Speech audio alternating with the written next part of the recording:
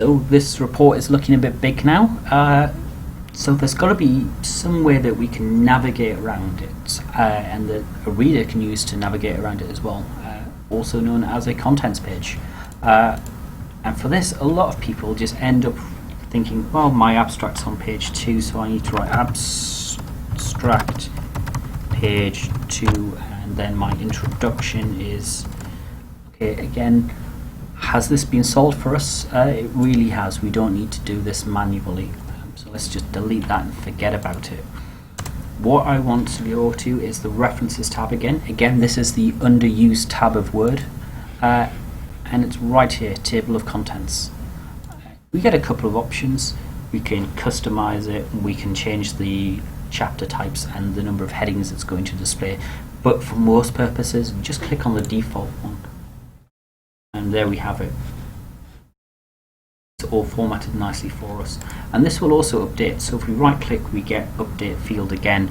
So update field, update entire table, or just the page numbers. So if the page numbers change, we can update that.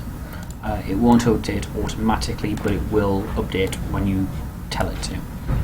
And this is everything. The document that has a subheading name. Now, this also has some use to us. If we can press Control, suddenly this becomes a link. We can click to it and jump to that section immediately. So now we need to scroll back up if we want to use it. But there is an option here in the View tab. Go to here, and what you want is navigation pane. So if you're dealing with a really big document, have this on almost permanently. This shows you everything down in the corner. And what we can do is we can collapse it to make it look a bit tidier, so you can only see the top levels. And then say we're working in this section, we can open it, and then we can just look at the sections here. Really useful as a feature. Now we have also another couple of images in here.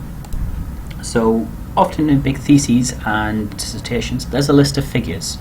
So we want to go to the References tab again, not inserting a table of contents this time, but inserting the table of figures. Now this is the more generic version of a table of contents, and it's slightly more flexible.